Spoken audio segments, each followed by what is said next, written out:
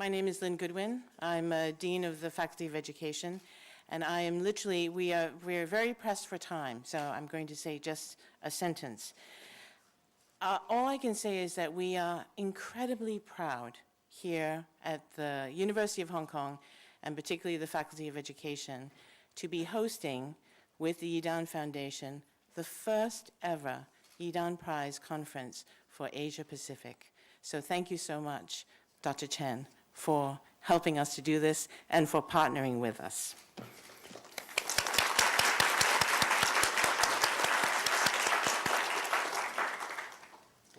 I do want to thank Dr. Chen for his incredible vision and also his generosity in starting the Yidan Prize and engaging us as a world community around the importance of education, research, and development.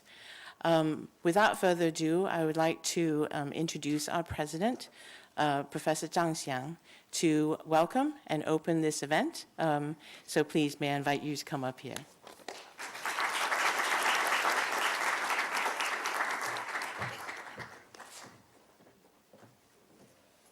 Thank you, Lynn.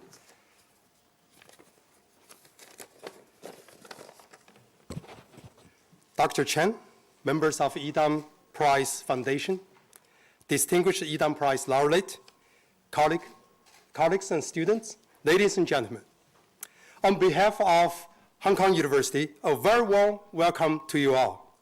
I'm delighted to see the university hosting the inaugural Asian Pacific session of the Yidan Prize Conference Series. The mission of the Yidan Prize is to create a better world through education. And we are grateful to Dr. Charles Chen for this establishment of such a distinguished prize. There are many pressing issues that the world will be facing in the 21st century. As the Yidan Prize notes tell us, what the world needs is a big idea. What the world needs more is a bright mind that creates many big ideas. Every year, the prize recognizes and supports leading change makers from research and development for the most forward-looking innovations that can create profound impact on education for a better future. We are honored to have two extreme bright minds here today who will be sharing their insight and big ideas with us. Creating a better world through education is a perspective we at Hong Kong U share with Yidan Prize Foundation, and I'm pleased to see my colleagues from the Faculty of Education partnering with Foundation in organizing today's event. The faculty has a unique heritage and context in Hong Kong and China, and is ranked top 10 in the world.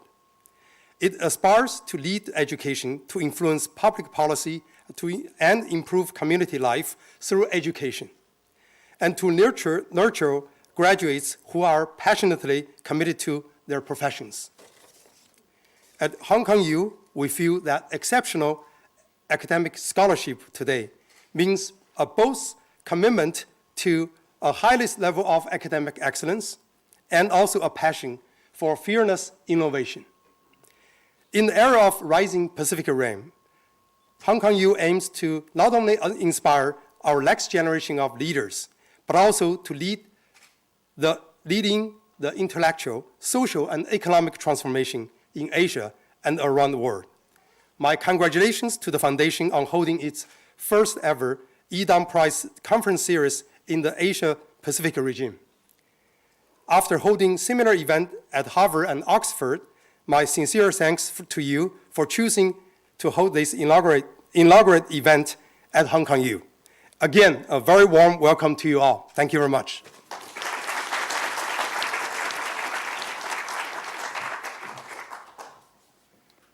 Thank you so much, Professor Zhang.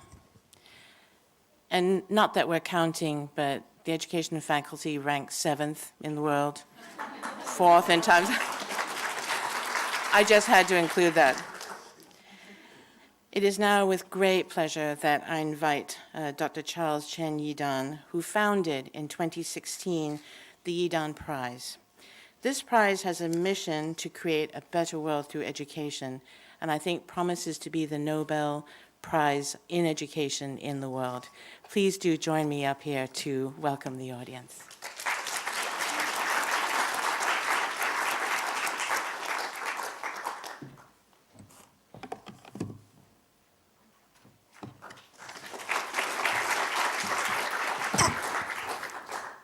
President and Vice Chancellor, Professor Zhang Xiang, esteemed Yidan Prize laureates, distinguished guests, ladies and gentlemen. On behalf of the Yidan Prize Foundation, I'd like to express my gratitude for joining our conference in partnership with the Faculty of Education at the University of Hong Kong. At the Yidan Prize Foundation, we envision prize as more than just a global award, but as an international platform to bridge the East and the West, to incubate new ideas, and to bring all education stakeholders together. Today, we'll hear from this year's two Yidan Prize laureates. Professor Larry Hedges from Northwestern University allows policymakers, researchers, and all of us to see a bigger picture from data through his groundbreaking statistical methods for meta-analysis. Professor Anant Agarwal, founder and CEO of edX, successfully create an online platform that makes higher education accessible to thousands of users across the globe. I'd like to give special thanks to Professor Zhang and the faculty for co-organizing this inaugural Yidan Prize Conference series, Asia Pacific.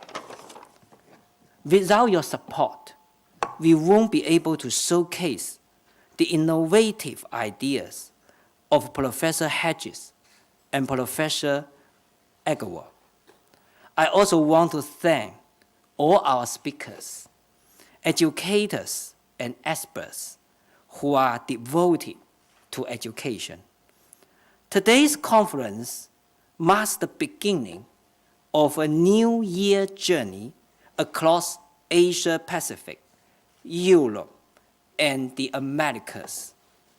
On behalf of the Yidan Prize Foundation, I hope that you continue to follow our global events for the cause of education. Thank you.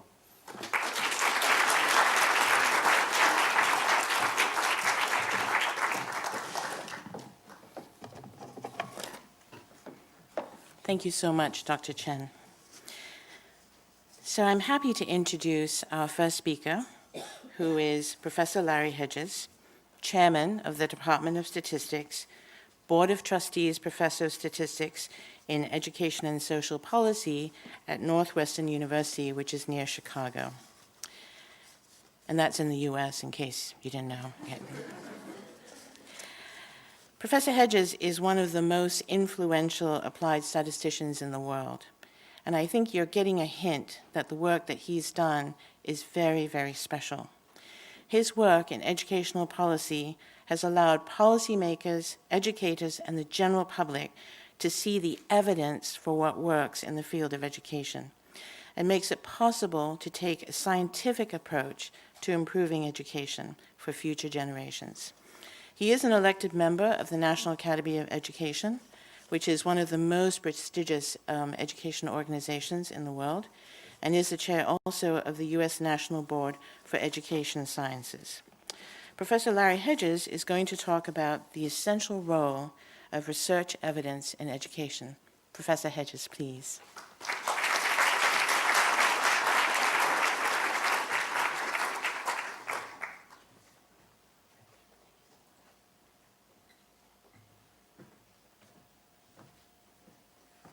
Well, thank you all.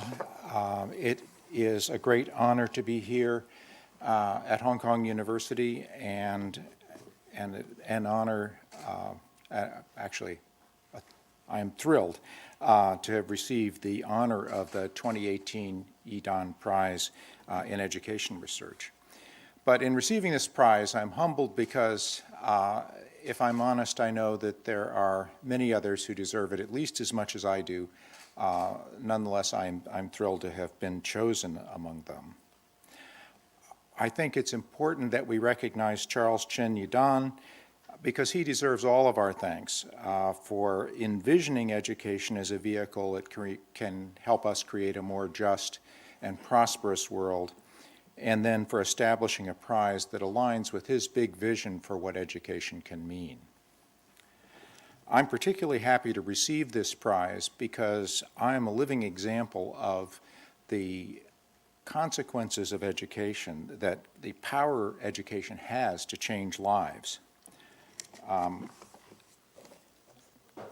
Both my parents worked in unskilled jobs all their life. My father worked for the minimum legal wage until his retirement. When I was a child, my family didn't even know anyone who went to college. In fact, they referred to college kids as a kind of alien species that inhabited a world very remote from our own experience.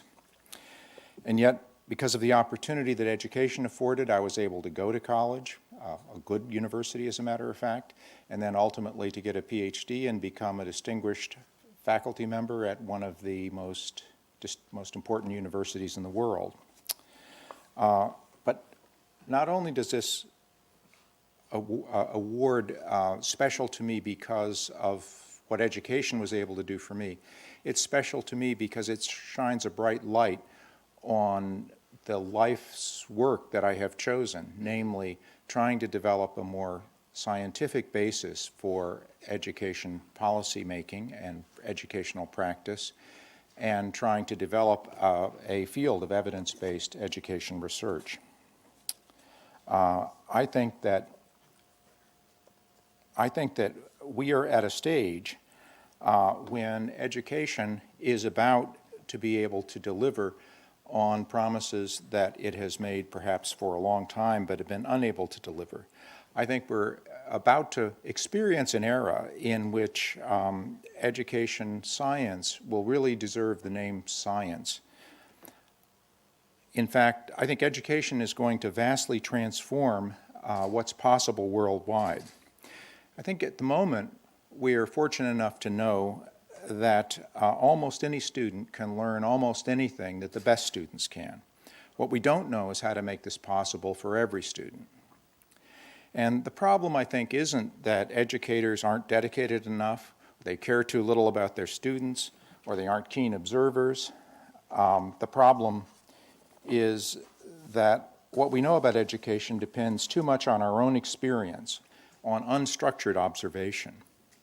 No one of us experiences more than a tiny part of the education system in our country, whether it's a large or even a small country. But what we do is what people do in that situation. We make sense of the experience that we have, and we draw understandings from that experience, and we apply those to the parts of the world we have no direct experience with. I think this is not bad, it's unavoidable, it's what humans do. The problem is that it's often misleading. As a friend of mine who's a prominent social scientist once remarked, everybody knows a lot about the social world. The problem is that much of what they know isn't true. And the function of social science is to help us understand which things we know are true and which things aren't. Education is a social science, and it suffers from the very same problem. People know a lot about education, but much of what they know isn't true, or the truth is actually far more complex than they understand. And that goes for individuals and then many of us in the education research community as well. I think that this situation makes education susceptible to magic bullet thinking, belief in panaceas. And as you know, panacea was the Greek god of the universal cure. I think that our susceptibility to the belief in panaceas leaves us, at least in the United States, lurching sometimes from one panacea to another, abandoning one only to rediscover it with renewed enthusiasm years later, without ever knowing whether it worked in the first place or not. And sometimes we never know whether things we've tried have worked. There are education products, interventions, and practices, many of them. Some of them are undoubtedly very useful, but all too often there's little good research to tell us whether they work, and if they do, when and how they work. There's far too much belief in miracles that are exemplified by some of the statements that I hear perfectly sensible people making in the U.S. They say things like, well, the way to fix education is, and then they insert a term like choice or charter schools or better education and leadership or lesson study or technology or project-based learning or authentic practices. You know, take your choice. All of these are being advocated by one group or another, at least in my country. Which of these practices are effective? Possibly none or all of them under particular circumstances, but no one of them alone provides a coherent approach to the problems we're going to face in education in the 21st century. I sometimes describe human endeavors as falling into one of two groups. There are the craft endeavors like sculpture or carpentry, and in those endeavors, the knowledge that people use is largely created by the experience of practitioners, and people can be expected to improve as a result of practice in those fields. Then, in distinction to that, there are the scientifically based fields like medicine or engineering, and the knowledge in those fields is often created by people who are not practitioners, and of course, I know this is something of a false dichotomy. These two ideas, overlap. There's certainly art, or at least at least I like to think there's some art in science, thinking of myself as a scientist. And I know that there's certainly science, or at least technique, in artistry. But I think the distinction is important because fields tend to emphasize one or another of these two aspects of themselves.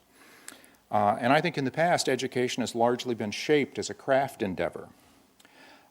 It's fundamentally guided by personal experience and apprenticeship, and all too often decisions about the future of education are made based on tradition or politics or individual experience or sometimes even prejudice.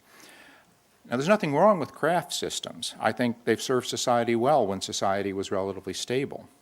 But in times of new demands and rapid change, craft systems simply adapt too slowly to be of use to us. I propose that substantial improvements in educational systems, the ones that we need today, are only going to arrive after we rely much more on scientific evidence in education. The challenge of the 21st century in education resembles the challenge to improve public health in the 20th century. In 1890, we knew that people could live healthy and productive lives into their 70s, but most people didn't. The average life expectancy for white men in my country in 1890 was about 38 years. By 1990, the average life expectancy had almost doubled. That is, 100 years later, it had doubled. What caused this change? Well, it wasn't that doctors cared about their patients more or were more diligent or were more careful and keen observers of their patients. I think the reason for this change was that medicine began to rely more on a coherent medical scientific enterprise than it had before. And that's the reason I think that medical care has improved as we now understand it and experience it and use it throughout the world. And I think today education is in a position very similar to that of medicine at the beginning of the 20th century. We know that practically any student can learn practically anything that the best students do. We just don't know how to make that a reality for all students. Now, there's no shortage of ideas about how to proceed. But which ideas can survive the test of scientific research is the big question. I think that we can learn something from medical science and from other sciences that have improved our standard of living in the world today. For example, we know from medicine that patients get better for reasons that are unrelated to treatment. Similarly, in education, we know that students learn things for reasons unrelated to education interventions. In medicine, we've discovered that in order to understand whether treatments work and how they work, we often have to involve many patients and many doctors. And similarly, I think in education, for some purposes, we're going to have to do studies that involve many students and many schools to conclude which interventions are effective. I think education is a complex human endeavor, and it has many facets. I believe the future is going to be enhanced if we rely on evidence for answers to the questions about how to improve it. And to understand education, we have to study all of its interlocking features. We can't just select one or two to pay attention to. We have to understand education as a system. And we have to apply the best scientific methods that are available in any science. And the reason we have to do that, I think, is because education is too important not to. We need to study teaching and learning. We need to study curriculum and instruction. They're vital. They're at the very center of education. But so is the organization of schools and other systems in which teaching and learning take place. We have to close the chasm between investigators and practitioners to make sure that the evidence that's produced by an education science can be routinely available to those who are best able to use it, that is teachers and policymakers and even parents. But just compiling knowledge stops short. The next crucial step is to make sure that discoveries are routinely converted into practice. Imagine a system in which we seamlessly integrate fresh knowledge from serious education research with direct channels to disseminate it to the people who can use it in classrooms and policymaking settings.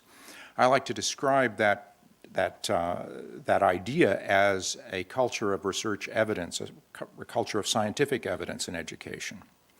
I think that such a culture of research evidence is an effective countermeasure to the fairly potent backward pull of politics and tradition and personal experience and even prejudice. Now, how can we persuade teachers and policymakers to embrace this kind of culture of scientific evidence? I think it's going to require a change in how we train future teachers, and it's going to require a change in how we train future education administrators. It's a tall order, but I don't think it's unprecedented. That kind of change is unprecedented. In the 20th century, we saw it happen in medicine. We saw medicine move from a practice that involved relying mostly on a doctor's own observations with his particular patients to a medical science that relies on fundamental research in biology and large-scale clinical research, often carried out by people who aren't the practitioners making use of that knowledge. That transition has happened in medicine, and I think it's happened rather gradually over the course of a century. I don't think anybody was actually planning that transformation that we observed in medicine in the 20th century. It just kind of happened as a natural outcome of improvements in medical science. But because it was unplanned in education, I think we can make the kind of change because it was unplanned in medicine, I believe we can make that kind of change in education much more rapidly if we're mindful of the need to do it. I'd like to mention some ideas that come from education reform efforts in the U.S. And there has been since 2002, the year 2002, it marks the passage of certain legislation that was important. There has been an effort to try to make education research more scientific in my country. And I use the United States not to illustrate this, not because I think that what we're doing is perfect, that we've got the right answer, or certainly not the only answer, and maybe not even the right answer about how to do these things. But I mention the efforts in the United States because they illustrate the problems that we face as we try to transform education research to give it a more scientific basis to improve education. I think that every country, and indeed the world, because this needs to be a worldwide effort, I think every country and the world as a whole will have to face some of the same problems that at least we're trying to face in the United States. So in the U.S., there have been three key components to the reform so far. One of them is creating a demand for scientifically based research. I think I was speaking to some education faculty here a few minutes ago, and this question came up implicitly, you know, how do you create a demand for scientifically based research in education? I'm not sure teachers and policymakers think they need it. Well, that is a key problem, creating a demand for scientific research. But that's only one of the three key problems. The second key problem is providing a supply of scientific research in education. I think at this point, we don't know everything we need to know in order to change education in the ways it needs to change in order to realize its potential for every student. So a second important problem is creating a supply of scientific research to answer the questions that need answering.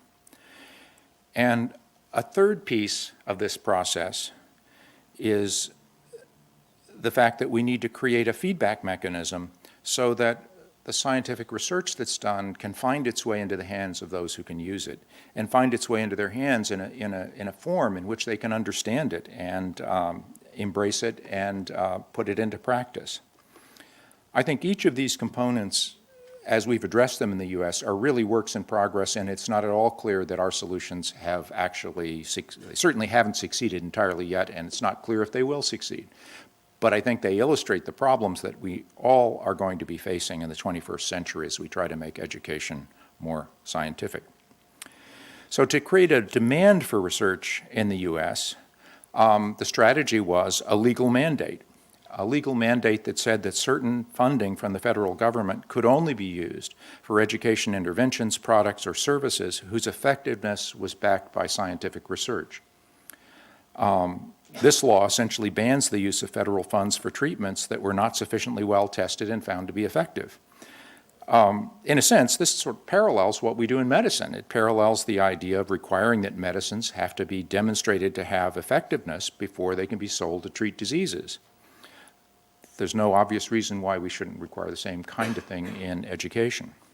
And although the U.S. federal government provides only a relatively small amount of the funding for education in the U.S., we have a decentralized education system, the fact that this small amount of funding is actually constrained in this way has actually gotten a lot of attention for evidence-based practice in education in the U.S.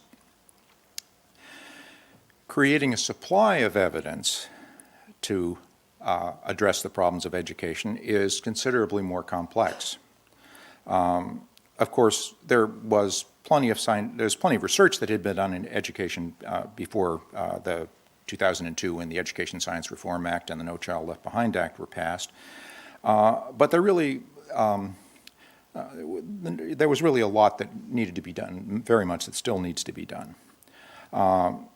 In fact, as we began to investigate seriously the work that had been done prior to that time, we discovered that much of the research that was designed to determine whether treatments worked or not was so seriously flawed that it was likely to be misleading. And the problem for creating more supply of education research turned out to be fundamentally a human capital problem. In 2002, there were simply not enough education researchers with the training and inclination to do the kinds of scientifically based research that was needed. The U.S. Institute of Education Sciences, IES, as we call it by its initials, is the research arm of the U.S. Department of Education. And they approached the problem, they were well aware of the human capital shortage in education research, and they applied three strategies to try and address it. The first one was to lure outsiders into education research. It tried to provide opportunity. That's one of the things it did. Then a second sort of prong of their approach to increase human capital is to provide increased opportunities for training of established education researchers so that they could learn how to do the kind of more scientifically based education research that they felt was needed. And the third prong of the human capital approach was to work with university training programs to help them improve the kind of training of new education researchers. So to give you an example of what I mean by some of these three prongs, programs were designed to lure researchers from related social sciences to become interested in education research. Now, I think the research problems in education are intrinsically interesting, and scientists are entrepreneurial. They look for interesting problems to work on. So the fact that education is intrinsically interesting lured some people, but increased funding opportunities certainly were another incentive that was effective in getting people from related social sciences and related sciences to get interested in education. To deal with the fact that many existing researchers were not well trained in some of the areas of education research that were felt to be needed, the Institute of Education Science offered advanced training for established researchers, and it established, for example, several summer institutes that brought researchers to a campus to give them some training in advanced methods. I ran one of these, for over a decade, run one of these that by itself has trained literally hundreds of researchers in advanced methods, and there were several others of these institutes that have been functioning for a long time. The Institute of Education Science funded doctoral and postdoctoral training programs in dozens of universities, and that has positively changed the kind of research training that's being offered routinely in American PhD programs in education. The combination of these three approaches has generated a stream of high-quality research on the effects of educational interventions, products, and services. From now on, when I talk about education interventions, products, and services, I'm just going to call them products so we can understand that's a shorthand. I won't have to say all three things at once because it's awkward. I would add, actually, that this emphasis on scientifically based education research has helped create a new kind of professional identity within the education research field, an identity of scholars that are dedicated to using the best scientific approaches to education. It's even resulted in a new professional society getting created, the Society for Research on Educational Effectiveness, which is was created essentially to provide a forum for exchange and support of people doing the most cutting-edge education research.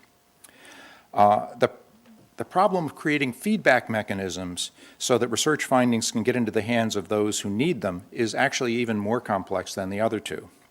The problem involves three features of scientific research that make the communication process difficult.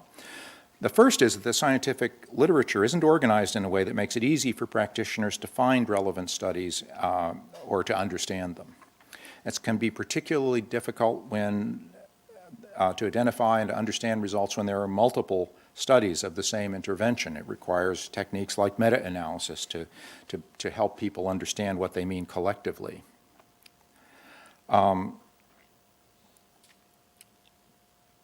Even sophisticated researchers find it difficult to determine when effectiveness is sufficiently backed by science. And it's impossible for teachers and parents. Standards to evaluate claims about the effectiveness of education products are essential, just as regulatory mechanisms to adjudicate claims about effectiveness in medicine are essential. And finally, there needs to be some way to express the effectiveness of interventions, not just is one intervention more effective than another, but how much more effective.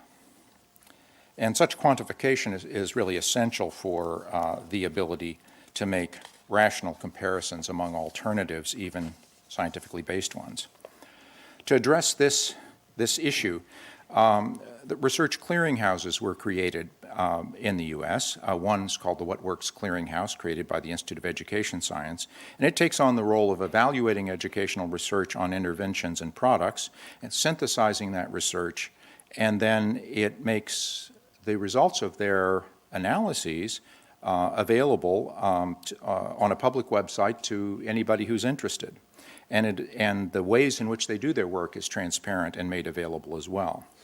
And because the clearinghouse applies principles that are consistent with the legal federal definition of scientifically based research on effectiveness, the clearinghouse seal of approval means that their interventions, the interventions that get that seal of approval can be, federal funds can be used to purchase them.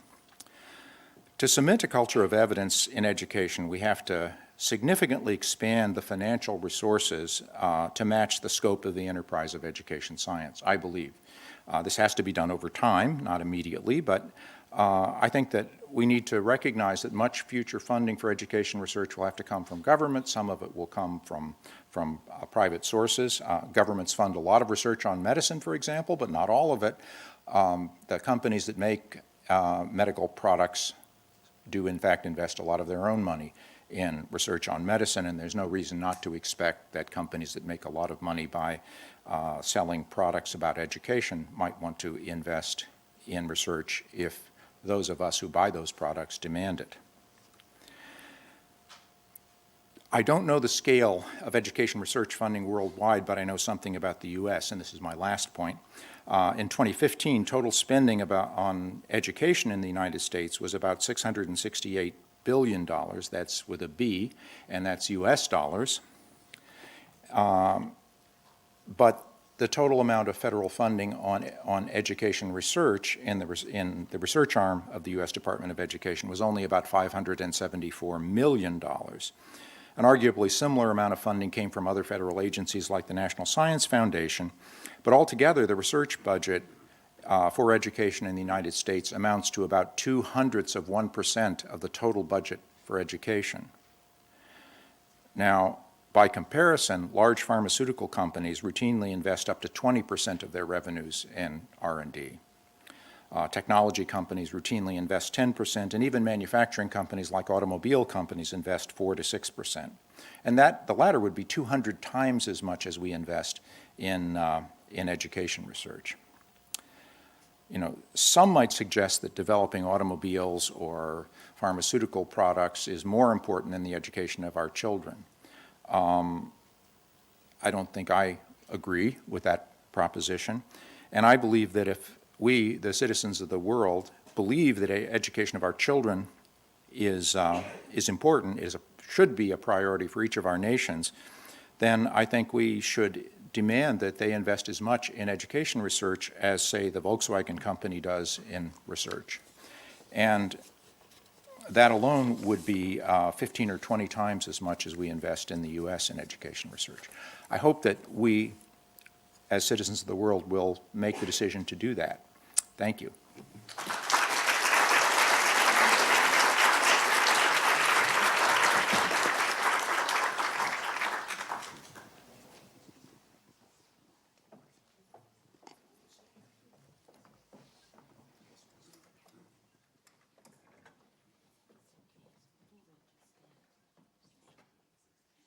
I think we have time for maybe one burning question.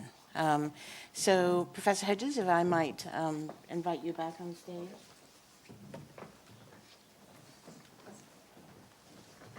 We're going to be sitting for a minute. Oh, good. I think my voice is loud enough that I can.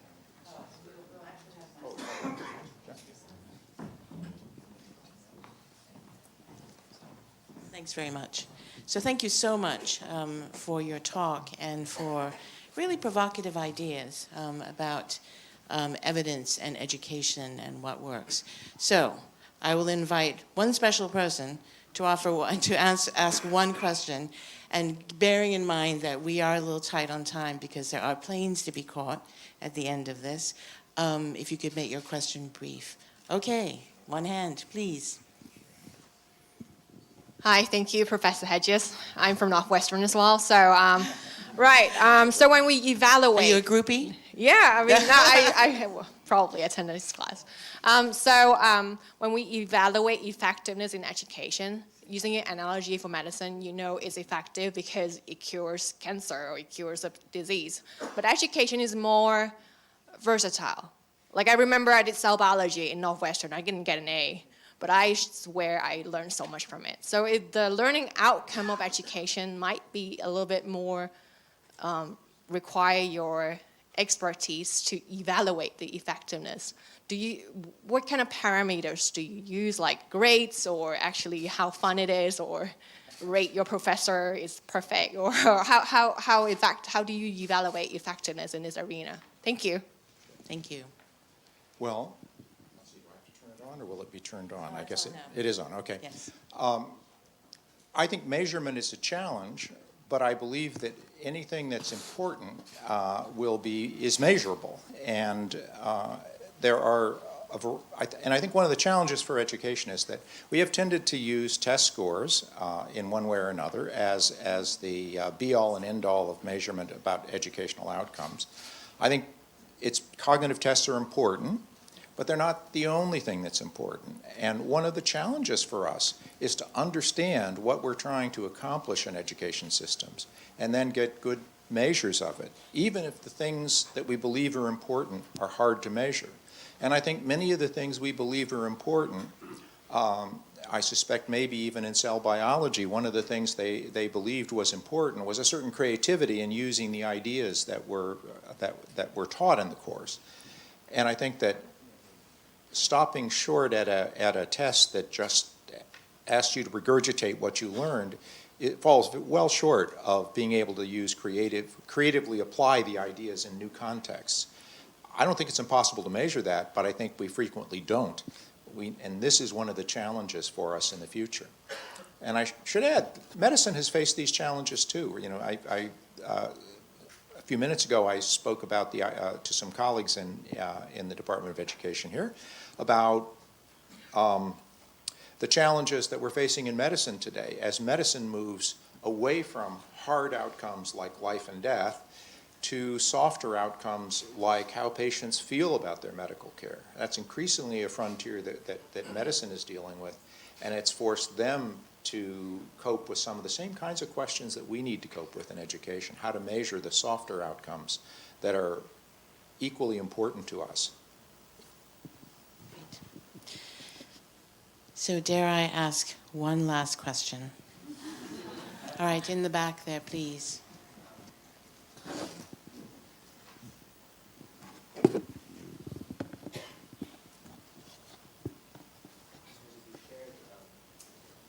You shared the need for a lot of things going forward in terms of increased research, increased funding, increased training.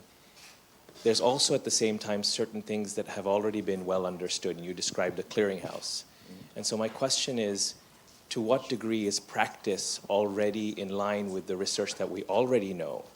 And how might we look at methods to help spread what we already know as a starting point? Thank you. Well, I think it's an excellent question, and it has to be one of the places that we start. And I think that part of the answer has to be in the research training program, well, the practitioner training programs. You know, all too often, I don't think teachers have been taught, at least I think in education schools in the U.S., all too often, teachers aren't taught to look to research for answers. And I think that's one of the things that we need to do. And I do think interventions are necessary to try and help the existing education workforce understand how they can make connections with the research evidence that's available, for example, the clearinghouses. And I can say that in the clearinghouse, we're actively working to try and make the clearinghouse more accessible to people who are coming to it from practice rather than from research. And I think, so it has to go both directions. I mean, we have to do a better job of making ourselves understood and do a better job of helping other people. Well, we have to deliver something that's worthwhile in the first place, but assuming we do that, we have to do a better, then we have to also try to encourage people to make use of what we've got. I don't think it's an easy process, but it's something that will evolve over time, I think. So I apologize for not having enough time, because I know that I saw more hands and there are more questions.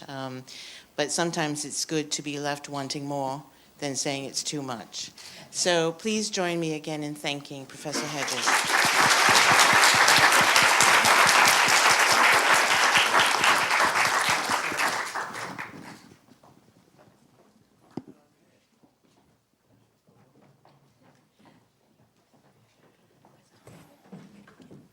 I'm just going to invite Dr. Manzoor Ahmed, advisor of the Global Advisory Board for Yidan Prize Foundation, Professor Emeritus at BRAC University in Bangladesh, to introduce our next speaker. Thank you very much. Good afternoon. Very special pleasure and honor to be here at Hong Kong University. I happen to be UNICEF's director in the 1990s in China, and I had at that time the opportunity to visit here, Hong Kong University, and work with your former Vice Chancellor, Professor Cheng Kai-ming. So our relationship goes back to some 30 years. So very happy to be here. Now, it's a special honor to be here on the same stage with Dr. Anant, Professor Anant Agarwal. As you know, he is the 2018 Yidan Prize winner for educational development. And also you know that he is the professor at MIT, or computer science and electrical engineering. And he is also the CEO of the organization called non-profit organizations called edX. And edX is, I think some of you know about it. He's also one of the leaders in development of MOOCs, the open source platform that is making education available to millions of people. And edX is, I think, following the same agenda here to make education available to those who are willing and interested to learn more and maybe make education a more democratized, more accessible approach. So he has, I understand, that edX now serves already some 18 or 19 million people, learners, and some collaborating organizations, which are universities across the world, including this one and Hong Kong Polytechnic and other universities. They together, some 40 of them, they together reach another 25 million or so. So already more than 40 million people are being reached with edX courses. Some 2,000 courses are being offered there. That's a way of democratizing education access. And he says he has an ambition of reaching 1 billion learners. So we cannot but be excited about this ambition that he has, and we are honored here to hear from him about his plan and his ambition and his ideas about reimagining education. So, Professor Anant Agarwal.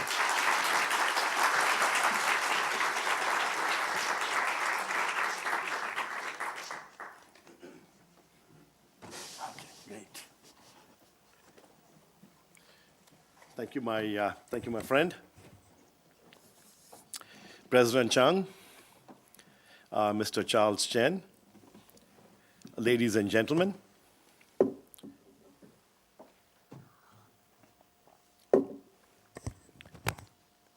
It is a real honor for me,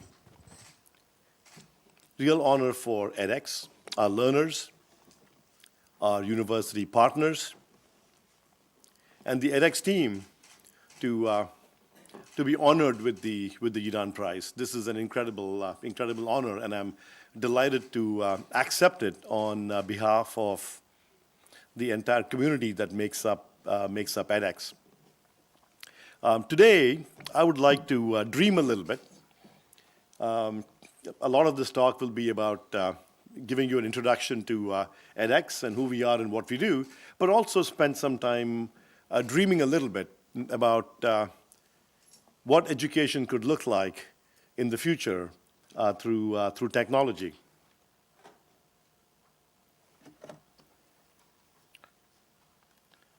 So few would argue with the statement that education is a human right. What does it mean for something to be a human right? What it means is that you should have access to it and not have to think about it, like the air we breathe. But if you look around the world, this is simply not, absolutely and simply not the situation. Just as one example, what you see here, this is not a rock concert. And the person standing up there, that is not Madonna. This is actually a classroom at the Obafemi Awolowo University in Nigeria. And you all heard of in-person education in a classroom. This is a classroom. But let me promise you that the people in the back row out there, I think they are undergoing distance education.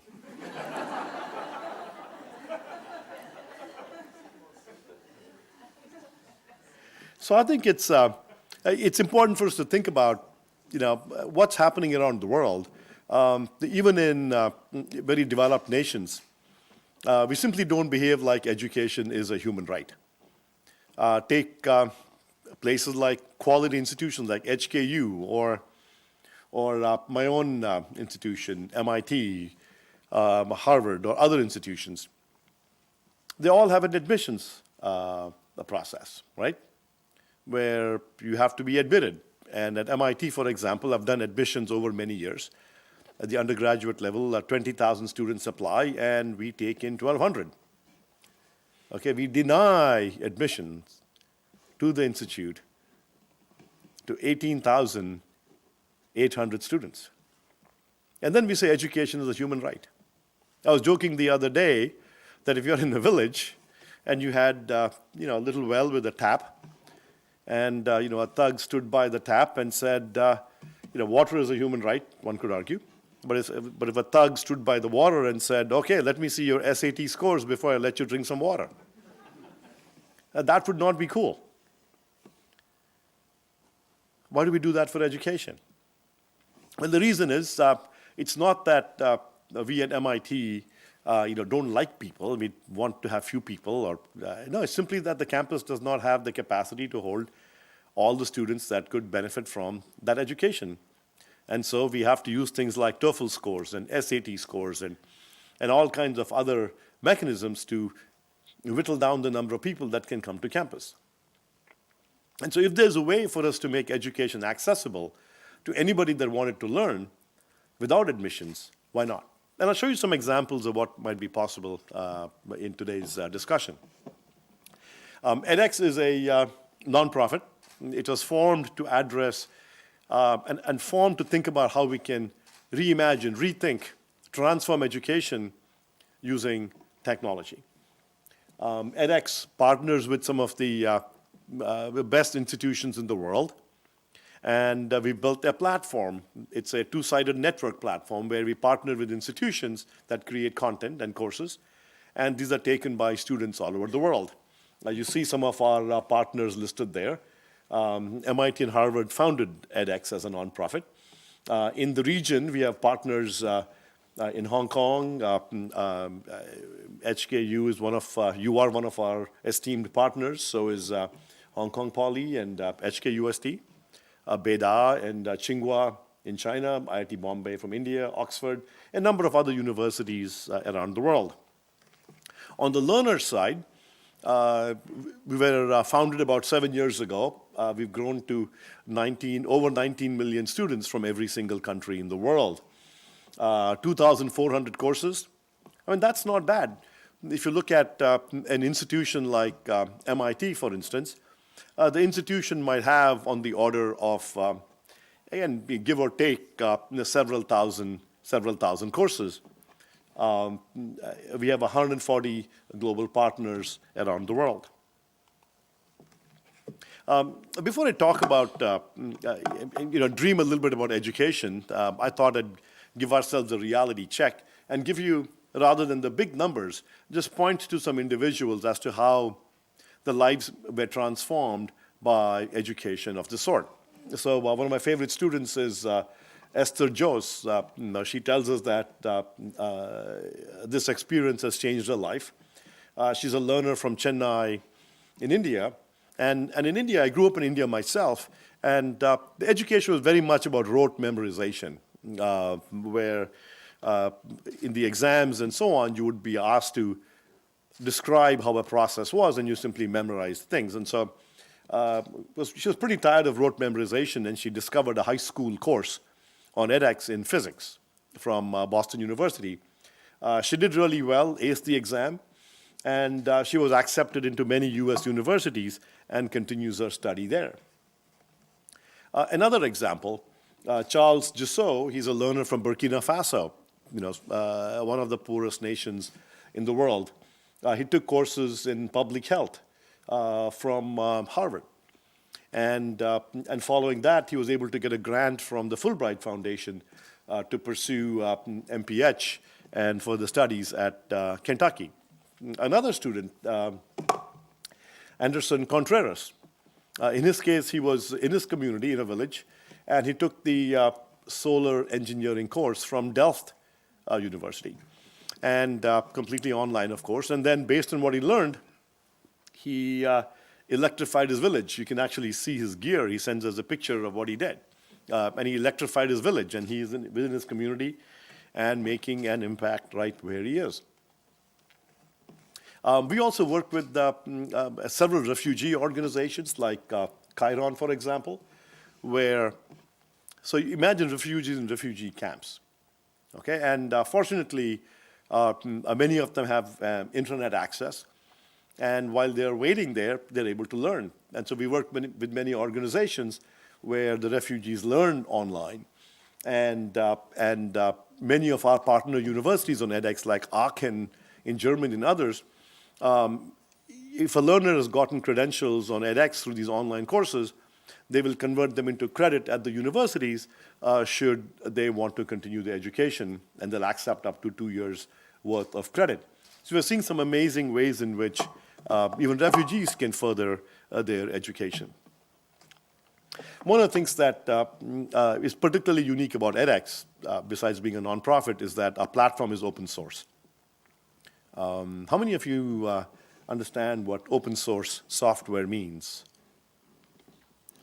Okay, I see some hands. So let me give a quick description of what open source means. Open source means you give away a platform to the world for free.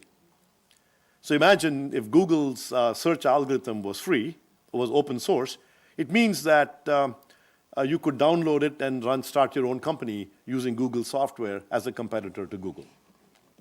Now, what are the odds that they would do that? Only nonprofits are silly enough to do silly things like this, like give away their crown jewels. And edX has done that. We've given away our software to the world as free open source software, Open edX. And there are 1,800 sites around the world that now use the edX software and launch their own platforms and have their own partners. One example of that is one of the biggest sites, which is a Chinese national site, Xuetang-X, and that has 14 million learners, completely separate from edX. And here's the site. They have 1,300 courses in Chinese, and it's through Open edX. Similarly, Hong Kong has a platform called HKMOOC. You go to HK. How many of you have seen HKMOOC? It focuses on high school. Oh my goodness, that's amazing. And you go down to the bottom of HKMOOC. It says powered by Open edX. And so there's 1,800 such platforms around the world, and an additional 20 million plus learners on those sites, making it a total of about 41 million learners that we know about. So I still have a long way to go. I made this bold claim that we want to educate 1 billion learners. But 40 million is not bad, and so hopefully we'll get to bigger numbers over time. Now let me start talking about some of the innovations that are happening and as part of this whole process. As learners need to be lifelong learners as technology transforms our work, and people need to learn throughout life. We are creating new credentials along with a university partner, so learners can benefit from that without necessarily having to come to university. Professional certificate programs are one example. In fact, Hong Kong University has an amazing professional certificate program on edX in fintech. It's a real blockbuster. In fact, Brian, who's one of the teachers, is in the audience of that course. I'm going to talk a little bit about MicroMasters programs. MicroMasters are a new credential. You all heard of computers, and then there were microcomputers. Think of microcomputers as a cool version of computers, like the microprocessor. So MicroMasters are a short version of a master's degree. It's completely online. And the beauty of MicroMasters is it's fully open admissions. If you're will to learn, you can go and earn a MicroMasters. You can start learning. And with the MicroMasters, you can, if you get the credential, and you can go and work. Or you can apply to the university, and if you get in, it will count towards credit at the university. And in case you're wondering, oh, what if students cheat? We have digital technology called virtual proctoring that prevents cheating happening even online. So these are just some examples of credentials that we offer in many, many cutting-edge disciplines, like computer science and AI. If you have a MicroMasters in education leadership from Michigan. We have a MicroMasters in social work. We have a MicroMasters in data science and business and management. We have something like a micro MBA, which is a small version of it. It's a MicroMasters in business management from the Smith School of Business. So these new credentials enable lifelong learning and people to get a valuable credential even while they work.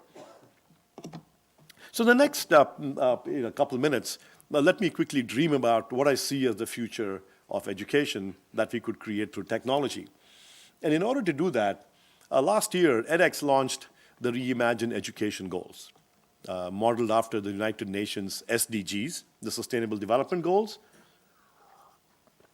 We launched Reimagine Education Goals, REGs, for 2022. And we challenged all our university partners to say, let's go and accomplish this for the whole world. 5 goals. The first 2 goals are increasing education access and increasing dramatically the quality of education, both increase access and increase the quality. Now, those are the first 2 goals. I won't go in details as to what the specific goals are, but I wanted to give you a appreciation for the concept. Today, I'll talk a little bit in more detail about the next 3 goals, which is let's foster modular education, let's foster omni-channel learning, and lifelong education. Let me talk briefly about these 3 goals. Modular education, that says today education is stovepiped. You go start an education, and if after 2 years you decided to leave the university, what do they call you? Dropout. But why? You've learned half a degree. And so in this world of modularization, our view is that we need to create modular components that can stack to full degrees. And so in edX, the MicroMasters is an example of a modular credential. And as you can see there, it can fit into a master's degree. So if you just want a piece, you get a MicroMasters.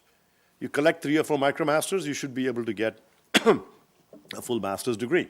And so that is just one example of a modular stackable credential. And so, I challenge all of us to say, hey, let's try to think of education and make it more modular.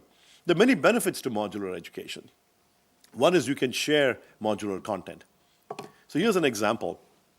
We have a MicroMasters in data science from UC San Diego. This is the IT university in Pakistan. They wanted to launch a master's in data science, but they were not able to do so. So what they did is the students take 6 courses in data science, 6 courses in computer science from their faculty, and then they've adopted 4 courses. They've adopted the data science MicroMasters into their program. So their students do 4 courses completely online on edX and earn the MicroMasters credential. And then the university gives them an online, or gives them a master's in data science. 6 courses on campus, MicroMasters on edX, and the students earn a MicroMasters from UCSD, plus they earn a master's in data science from IT University in Pakistan. So once you have modular content, you can start sharing content in this manner. And it's good for UC San Diego because online courses can now become the new textbook. And for other universities, it's great because they can borrow programs from other universities. Second is let's foster omni-channel learning.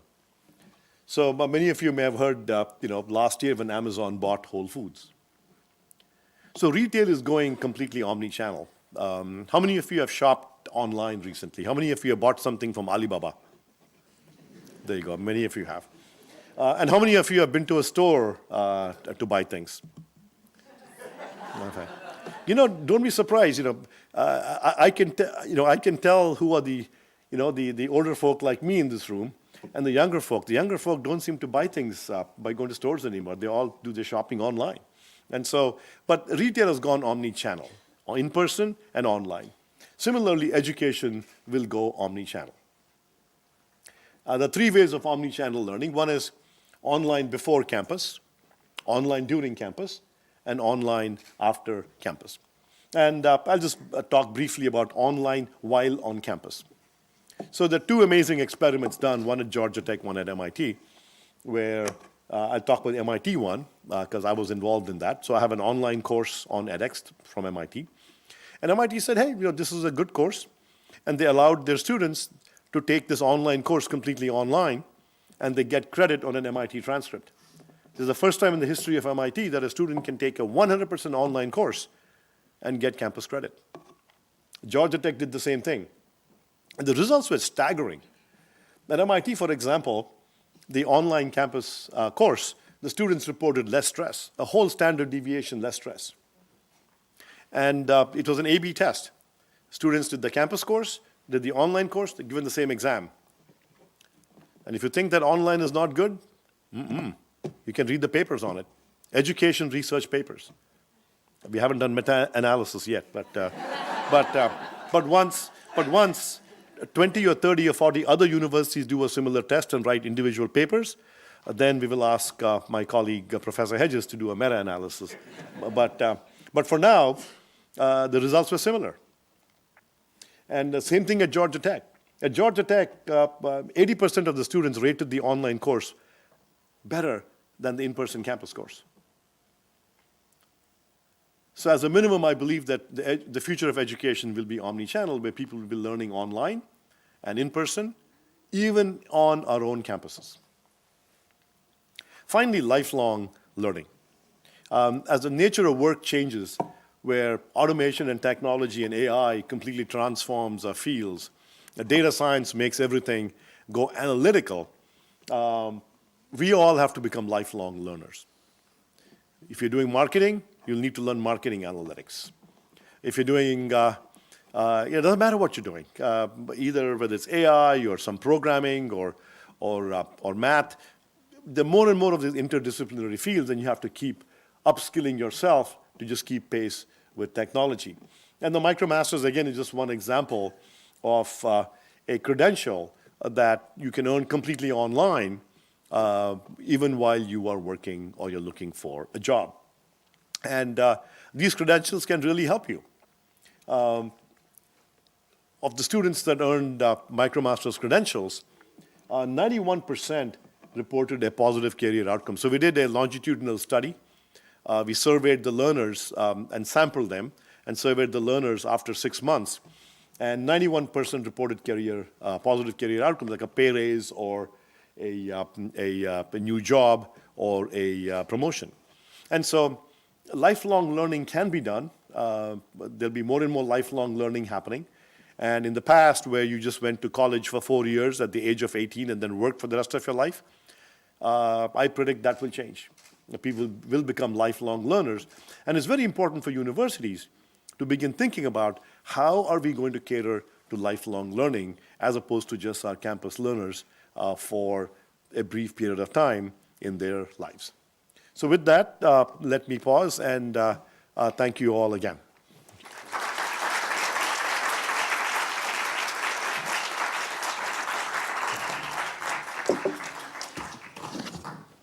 Thank you. A couple of questions maybe from the audience. Sure.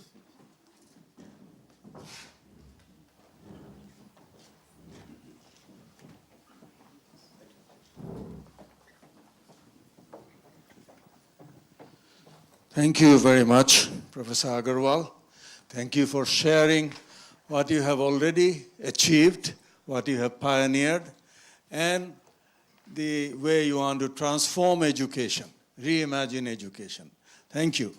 I have some questions in my own mind, but we don't have much time, so we'll forego these.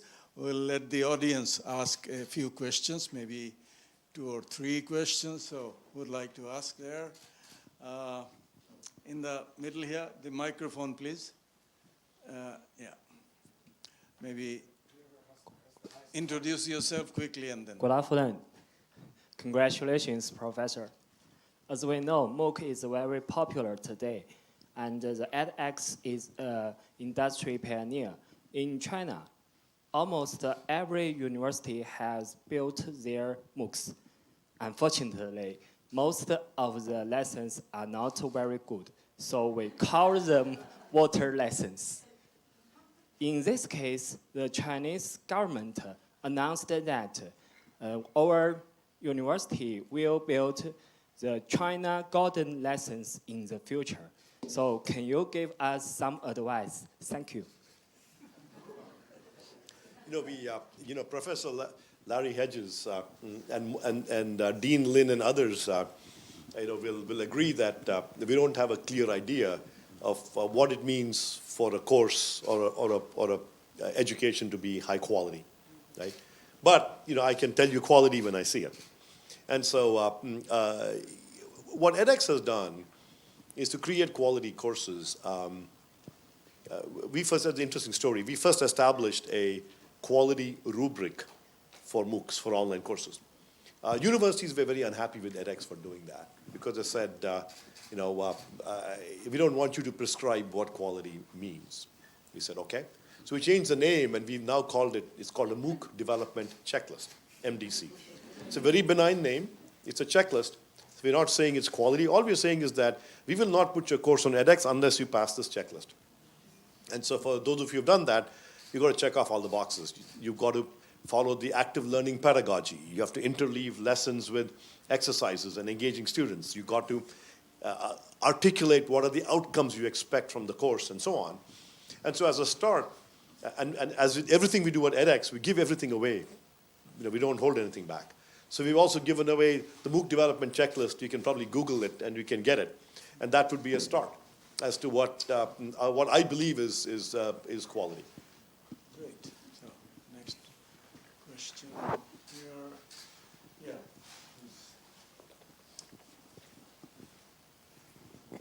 Hi, I'm Winston. I'm an MIT alum. Do you see the likes of edX being disruptive to the educational industry? That is, putting some universities out of business. Now, for the top 1% of institutions, such the likes of MIT and Harvard, the key missions include research and selection, not necessarily education, but for the rest, would you see a potential sea change in the educational industry? First of all, I'll disagree with the question a little bit, in that I don't see disruption as meaning putting out of business. Let me just state that first of all. I do believe that our hope, we would not have formed edX. I would not have left my nice research career in computer science to come and do this. MIT and Harvard would not have invested in this, and our partners would not be working on this if they did not believe that we were doing something that was transformative, that was being disruptive, that could reimagine education. We believe that this is doing it and will continue to do so. But to your second question, will it put universities out of business? Not at all. I mean, you saw my talk. I believe that as universities, we need to be transforming ourselves and transforming education. We need to make education modular, omni-channel, lifelong. We need to be increasing access, improving quality. That's transforming ourselves. I believe universities will transform too. Universities have to transform themselves, and we work with universities to transform themselves. And I believe that in the future, next 10, 20, 30 years, if a university stays still and does not go omni-channel, I think they're in trouble. Just as one example, if they don't begin offering modular credentials to the alumni for lifelong learning, I believe they're in trouble. So I believe that we are finding a path to reimagine education that is completely backwards compatible, where the universities will transform themselves, which is why edX is a nonprofit as well, where we wanted to do it in a way that we could enable a graceful migration path. Very often for-profits, and you've seen this in many domains like Lyft and Uber and others, that as the for-profit comes in, they will slash and burn. They don't care what disruption and what chaos is caused as long as there's ROI for the investors. So as a nonprofit, we try to do things very carefully and thoughtfully so that we find careful glide paths for universities, for our existing institutions, in a way that we can transform education at the same time. Thank you. I think the question is a challenge. Education as a public good, how to make it available, and I think a non-profit endeavor at least gives us a way instead of just commercial and private kind of education. So that's an important factor here. Can we have a question, a gender balance a little bit here?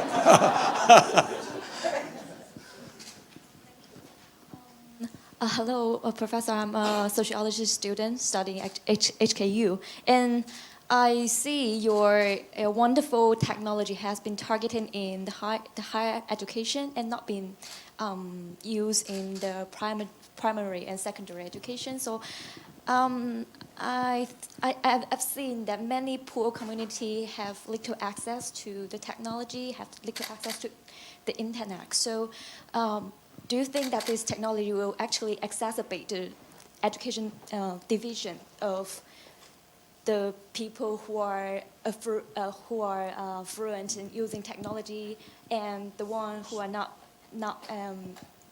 who cannot access technology? Thank you. That's a very good question. In many fields, as you digitize an industry, the first people to benefit are the haves. And if you look at many studies, there's an increasing divide, but then as the technology gets democratized, more people get it, and eventually things come back together again.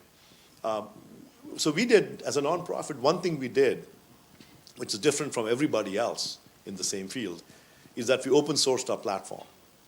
What that does is it's not just people that have access to edX that can benefit, but by open sourcing a platform, 1,800 sites are using it for whatever they want. I'll give you two or three examples of how that helps. One is we were initially criticized that, you're working with elite institutions like University of Hong Kong, and what about the 3,000 universities in India that don't have access to something like this? So our response to that is, look, we made the platform open source. edX cannot work with 20,000 institutions. Each institution takes a lot of effort. Kathy Pugh, our head of education services, has to assign staff and resources for every university we work with. So what we said is that, look, we can't work with everybody, but by making our platform open source, hey, country, you go and create a national platform. And so Israel did that. So Israel launched a national platform called campus.gov.il. And they actually hired edX to train and build capacity in their country. And we did that. So we built the platform, helped them build it, and then they're now running it themselves. And they are getting dozens of the local universities putting courses on campus.gov.il. And we're seeing this Shwetang X. Shwetang is working with hundreds of Chinese universities. HKU is working with Hong Kong. And so we believe that by giving things away, giving a platform away, we will enable people. To the other example, where people don't have internet connections. Many NGOs in Africa are taking the edX platform, and they built local instances for local communities, and they create local content. We have many companies that are using a platform for high school education. So the beauty of this is by giving it away, we don't have to do anything. But we let the NGOs and governments and others run with it, and they can take a platform for free. We don't charge anything, it's given away for free. Thank you. I think we're running out of time, but let's have one more last question here, the gentleman here in the middle.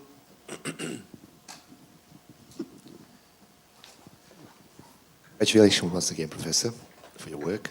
My name is Pero, and I come from Macedonia. I'm an education program developer and innovator, and also a 100 ambassador.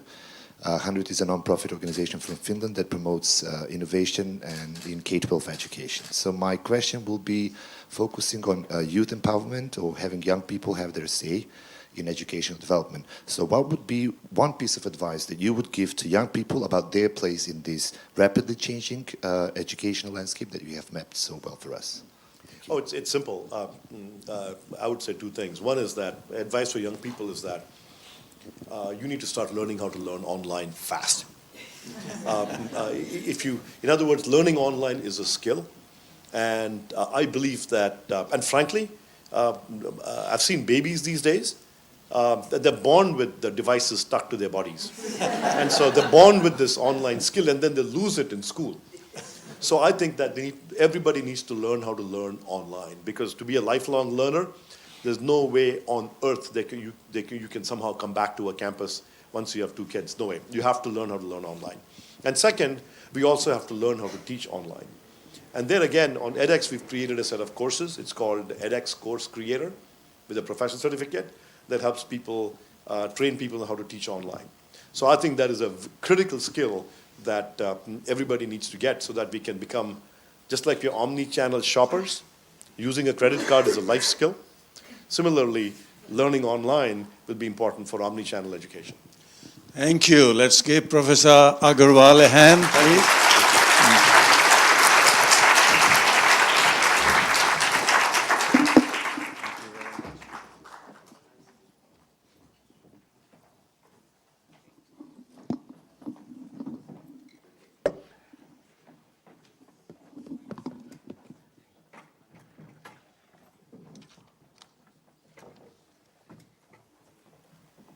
So amazingly, we're only, I'd say about 4 minutes off schedule. So I'm just going to ask my colleague, Professor Chen Kai-ming, to close us off with some thoughtful remarks, which I know he always provides. Thank you for this opportunity. The first thing that comes to my mind, who are you to make conclusions on this rich encounter? To me, it's a learning experience. I have only two points to make. One is you will see from our laureates the passion on education. Right? And congratulations, Charles, that you have discovered the passions among 2 people who originally were not about education, but they are so passionate about education. And they venture to move into areas that are not familiar with, and they have a huge space to move on. I can only say that you may come here with many questions, and the presentation may arouse more questions. If you have answered all these questions, you've learned a lot. You have questions unanswered, you have a lot to learn. It's all about learning. Thank you.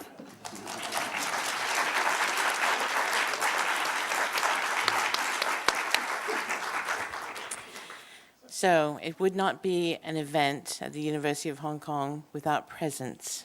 So I'd like to invite our 2 laureates on stage so that we can present you with a small token of our appreciation. And of course, we're going to take a photograph.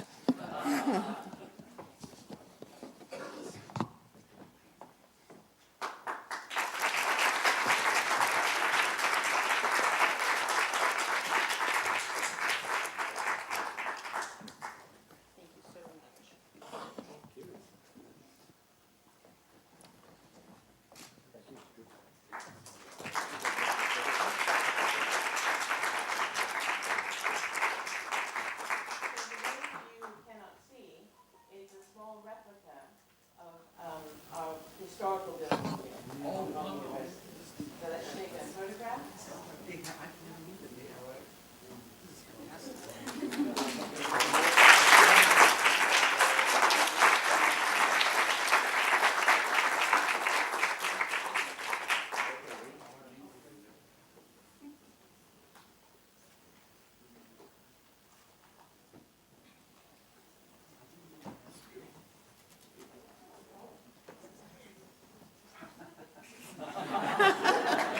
Thank you, thank you. Oh, yes, of course, yes. Yeah, so hopefully you have space in your suitcase for that. So it is with great pleasure I thank again Dr. Charles Chen Yidan. Speaking of big ideas, thank you for your big idea for the Yidan Prize and this whole notion of honoring the wonderful work in education, research, and development. Thank you.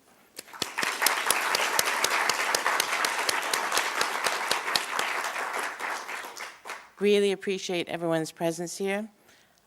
Safe travels and have a wonderful evening.